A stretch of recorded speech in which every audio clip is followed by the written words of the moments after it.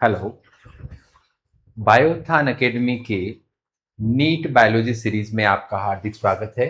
और आज का टॉपिक है अपना क्रोमोसोमल डिसऑर्डर्स। क्रोमोसोमल डिसऑर्डर्स में इससे पहले की सीरीज में अपन ने जो मेंडेलियन डिसऑर्डर्स हैं उनके बारे में अपन ने डिस्कस कर लिया था। Colour blindness, haemophilia, thalassaemia, phenylketonuria, multiple जो डिसऑर्डर्स थे उनका डिस्कशन होने के बाद आज अपन एनसीईआरटी का दूसरा जो पार्ट है, जो क्रोमोसोमल डिसऑर्डर्स में जो म्यूटेशंस के थ्रू जो हो रहा है या जो एबनॉर्मलिटीज के थ्रू जो हो रहा है उनके बारे में बात करेंगे। तो शुरू करते हैं आज के इस टॉपिक को। और टॉपिक में पहली बात आती है कि क्रोमोसोमल डिसऑर्डर्स। फर्स्ट क्या बात करेंगे? फर्स्ट बात करेंगे अपन क्रोमोसोमल डिसऑर्डर्स के बारे में। यस, शुरू करते हैं। Chromosomal disorders. ओके, आपको पता है कि हर पर्सन के अंदर क्रोमोसोम फिक्स होते हैं और क्रोमोसोमल डिसऑर्डर्स क्रोमोसोमल थ्योरी कहती है कि क्रोमोसोम्स और फैक्टर्स, क्रोमोसोम और जीन, इसका मतलब जो भी बात हो रही है वो फाइनली कहीं न कहीं किससे जुड़ी हुई बात है? क्रोमोसोम्स और जीन्स का आपस में रिलेशन तो सटन बाउरी ने बता दिया। तो यहां पर बात करें कि कॉज ड्यू टू एब्सेंस और एक्सिस, यहां पर ये क्यों होता है इस तरह का? ड्यू टू या तो क्या हो, एब्सेंस हो, या फिर क्या हो, एक्सिस हो। या तो कम हो जाए या ज्यादा हो जाए, और या फिर क्या हो जाए, एबनॉर्मल अरेंजमेंट हो जाए। एबनॉर्मल अरेंजमेंट, तीनों ही कारण से क्रोमोसोम या तो एब्सेंट हो या एक्सिस में हो या फिर एबनॉर्मल अरेंजमेंट हो जाए, जिसकी वजह से क्रोमोसोम सब कैसे हो जाते हैं? ये यूं कहें कि वन और मोर क्रोमोसोम, भले ही एक क्रोमोसोम पे हो, भले ही एक से ज्यादा क्रोमोसोम पे हो, इस तरह का अरेंजमेंट देखा जाता है। तो क्रोमोसोमल डिसऑर्डर्स कितने टाइप के हो जाएंगे? क्रोमोसोमल डिसऑर्डर्स में पहला टाइप आता है एन्यूप्लॉइडी। फर्स्ट टाइप कौन सा हो जाएगा? एन्यूप्लॉइडी। एन्यूप्लॉइड में एक स्पेशल बात समझना। एन्यूप्लॉइडी जो है is a condition in the cell has an abnormal number of chromosome. किसी कोशिका के अंदर असामान्य जो गुणसूत्रों की संख्या होती है उसको क्या कहा जाता है? एन्यूप्लॉइडी कहा जाता है। इसका मतलब एन्यूप्लॉइडी किसकी वजह से होता है? ये होता है failure of segregation of chromatid. ये किस वजह से होगा? ये वजह होगी इसकी failure of segregation of chromatid. Chromatid का कोशिका विभाजन के दौरान पृथक्करण न होना। तो यहां पर क्या नहीं होता है? पृथक्करण नहीं होता है। किसका? क्रोमेटिड का। तो क्रोमेटिड के पृथक्करण के न होने की वजह से क्या होता है? एन्यूप्लॉइडी होती है। और ये एन्यूप्लॉइडी कब होती है? जब क्या हो रहा होता है? During cell division. कोशिका विभाजन के समय गुणसूत्रों में उपस्थित जो क्रोमेटिड है उनका पृथक्करण न होना, उसका रिजल्ट क्या होता है? एन्यूप्लॉइडी होता है। और ये एन्यूप्लॉइडी एक तरह का क्या हो गया? क्रोमोसोमल डिसऑर्डर हो जाता है। दूसरी बात करते हैं सेकंड। सेकंड जो कंडीशन है एन्यूप्लॉइडी के बाद दूसरे नंबर की जो कंडीशन आती है उसको कहा जाता है पॉलीप्लॉइडी। उसको क्या कहा जाता है? पॉलीप्लॉइडी कहा जाता है। और पॉलीप्लॉइडी जो है इसको दूसरी तरह से बात करें तो ये क्या है? यूप्लॉइडी। Polyploidy, euploidy. पॉलीप्लॉइडी कैसे होता है? पॉलीप्लॉइडी का मतलब होता है इसके अंदर क्या हो जाएगा? Increase in set of chromosome. Increase in set of chromosome, इसमें क्रोमोसोम के सेट का इंक्रीमेंट होता है। सेट पूरा का पूरा होगा, whole set of chromosome. Set कौन सा? पूरा का पूरा होल सेट ऑफ क्रोमोसोम। ऐसा क्यों होता है? क्योंकि एक सेल के अंदर जो जेनेटिक मटेरियल है उसका डुप्लीकेशन कब होता है? G1S G2M, ये स्टेजेस होती है। तो जो जो एस फेज है, अगर एस फेज से गुजरने के बाद साइटोकाइनेसिस अगर नहीं हो, मतलब फेलियर ऑफ साइटोकाइनेसिस। ये क्यों होगा? ये होगा साहब फेलियर ऑफ साइटोकाइनेसिस। क्यों होता है? तो उसकी वजह है फेलियर ऑफ साइटोकाइनेसिस। इसका मतलब कोशिका द्रव्य विभाजन क्या होता है? नहीं होता है।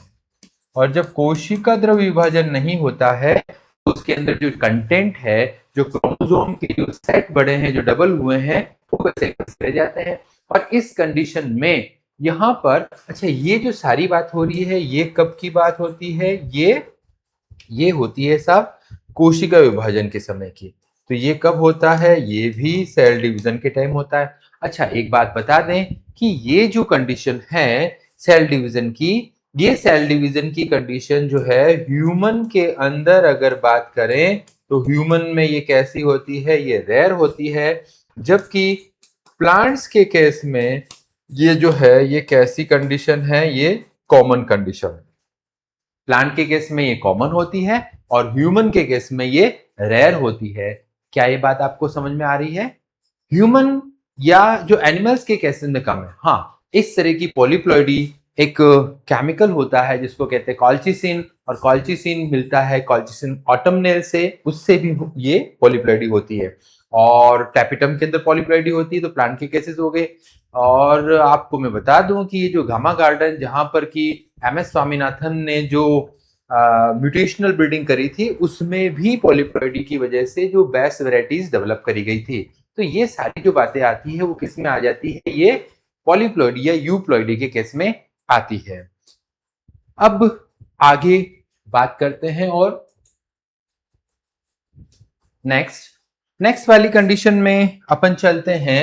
एक सिंड्रोम है क्रोमोसोमल डिसऑर्डर का, और क्रोमोसोमल डिसऑर्डर के सिंड्रोम को कहा जाता है, यहां पर जो केस में बात करने जा रहा हूं वो है डाउन सिंड्रोम। डाउन सिंड्रोम के केस की बात करते हैं। एक तो होती बीमारी, डिजीज का मतलब है कि सिंपल किसी एक पैथोजन से या एक एजेंट से किसी पर्सन में कोई सिम्टम्स आ रहे हैं, उसको डिजीज। लेकिन ग्रुप ऑफ डिजीजेस, सारे सिम्टम्स एक साथ हो जाएं, तरह के डिसऑर्डर्स होने लग जाएं उसमें, तो उसको सिंड्रोम केस।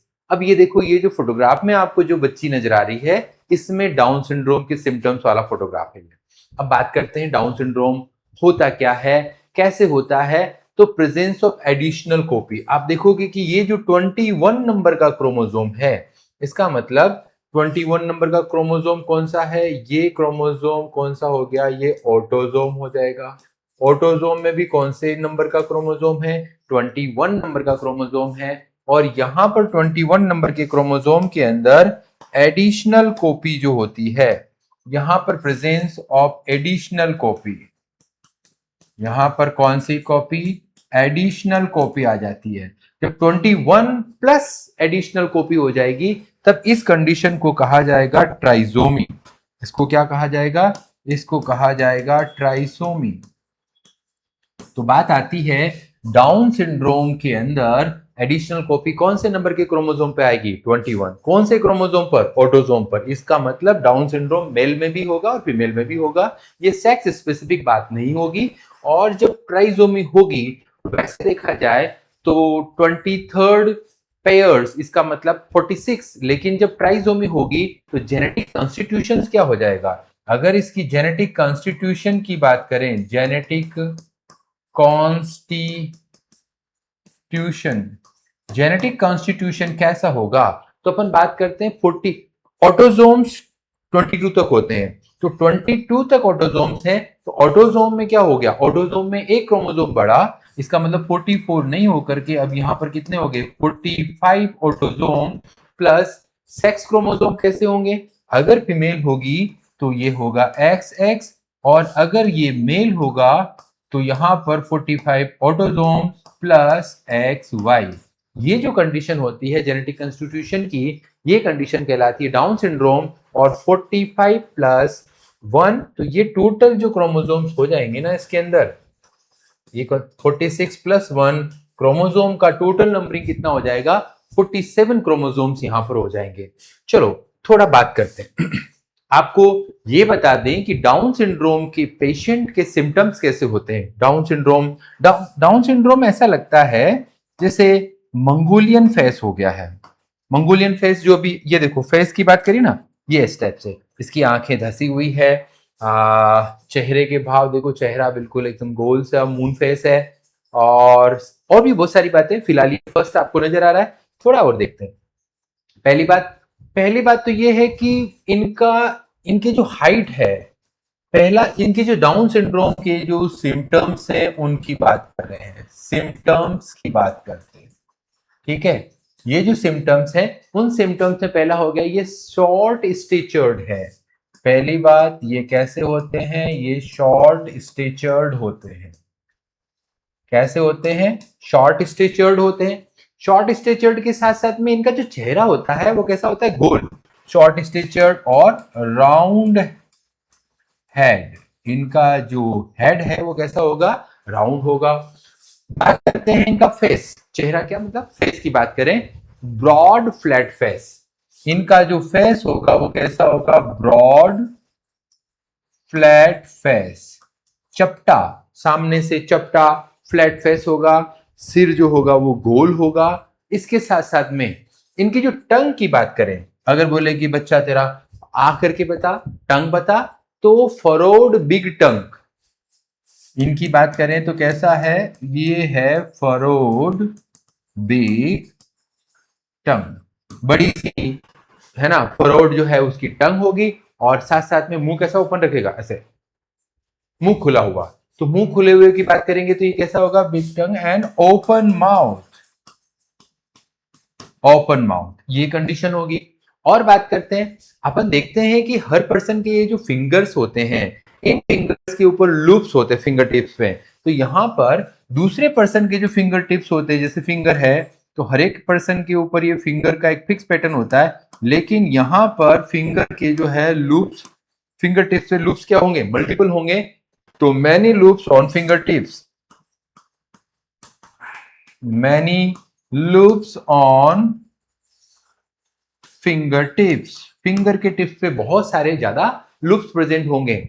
और बात करते हैं, अपने जैसे हाथों की लकीरें होती है, ये हाथों के अंदर जो लकीरें होती है, तो इनका इनका जो, अच्छा ये जो पंजा है, ये पंजा डाउन सिंड्रोम के पेशेंट में कैसा होगा? ब्रॉड पाम होगा।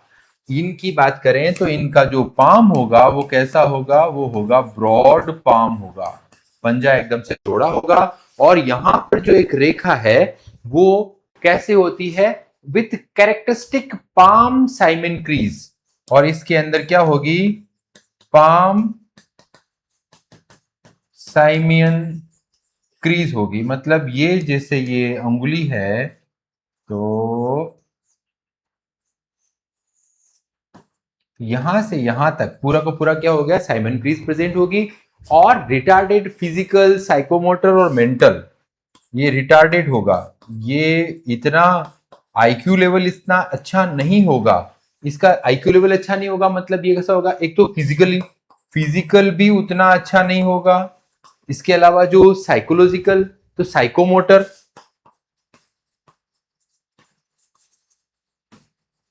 और बात करें तो कैसा? मेंटल। इन सारे लेवल पर अगर बात करें तो इसके अंदर क्या मिलेगा? प्रॉब्लम मिलेगा। डेवलपमेंट इसका रिटार्डेड, मेंटल डेवलपमेंट ये भी इसके अंदर कम देखने को मिलेगा, मेंटल डेवलपमेंट। और बात करें एक इनके पेशेंट की बात करते हैं तो इनके हार्ट में हमेशा कुछ ना कुछ दिक्कत मिलेगी। हार्ट के अंदर कॉन्जेनिटल हार्ट डिजीजेज इसके अंदर देखने को मिलेगी, कॉन्जेनिटल हार्ट डिजीजेज, है ना। मैंने पर्सनली भी कई पेशेंट देखे हैं, कई बार ट्रेवलिंग के दौरान, कई बार पब्लिक प्लेसेस पे जब कोई ऐसे पेशेंट मिलते हैं, तो ऑब्जर्वेशन में ये आता है कि अक्सर उनके पेरेंट्स से डिस्कस करते हैं कि बताओ ये क्या सिम्टम्स हैं इस डाउन सिंड्रोम के बारे में। वो कई बार दुखी होते हैं तो चर्चा करते हैं, बताते हैं कि हार्ट के अंदर बचपन से ही कई बार वाल्व की प्रॉब्लम रही है, जिसको आम बोलचाल में बोलते हैं कि वॉल की प्रॉब्लम है, वाल्व की प्रॉब्लम है, या हार्ट के अंदर छेद हो गया है। और भी कई तरह के हार्ट के अंदर डिफेक्ट्स की रिपोर्टिंग बताते हैं। साथ ही साथ मेंटल रिटार्डनेस तो होती ही है। छोटे बच्चों में एक प्रॉब्लम देखी जाती है डाउन सिंड्रोम वाले, कि उनको बिठाते हैं और बिठाने पर वो अपने बैलेंस नहीं बना पाते, अचानक से ऐसे ऐसे झुक जाते है ना, ये झुकना ऐसे होता है। तो उनके पेरेंट्स अक्सर उनको कैरी करने के लिए, जैसे मंकी पाउच होता है ना, पैर इधर हाथ ऐसे, इस टाइप से उनको कैरी करते हैं, उनको उठाते हैं।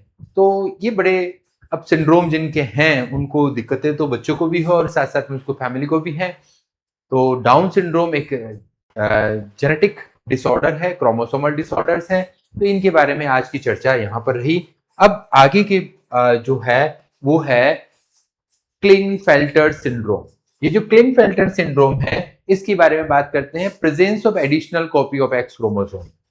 इसकी बात करेंगे तो क्या होगा इसके अंदर, प्रेजेंस ऑफ, इसकी बात देखना, प्रेजेंस ऑफ एडिशनल कॉपी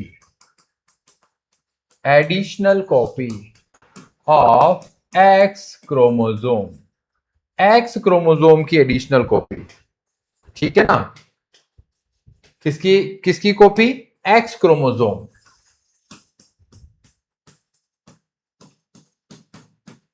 इसका मतलब पहले वाला जो क्रोमोसोम डिसऑर्डर था वो किसमें था, वो था ऑटोसोम्स के अंदर, और ये है एक्स क्रोमोसोम के अंदर।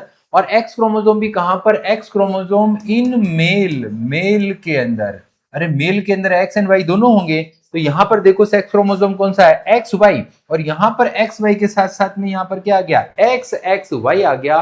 तो इसका जेनेटिक कॉन्स्टिट्यूशन क्या हो जाएगा, यहां पर अगर इसकी बात करें तो ये क्या हो जाएगा, जेनेटिक कॉन्स्टिट्यूशन। जेनेटिक कॉन्स्टिट्यूशन कैसा होगा साहब, जेनेटिक कॉन्स्टिट्यूशन होगा यहां पर एक एक्स क्रोमोसोम एडिशनल है। बताओ ऑटोसोम कितने हैं, अरे ऑटोसोम तो 44 ही हैं। और सेक्स क्रोमोसोम की बात करें, अगर मेल की बात कर रहे हैं तो 44 ऑटोसोम, और साथ साथ में क्या हो जाएगा, एक्स, ये जनरल एक्स, फिर एक एडिशनल कॉपी एक्स की और ये वाई।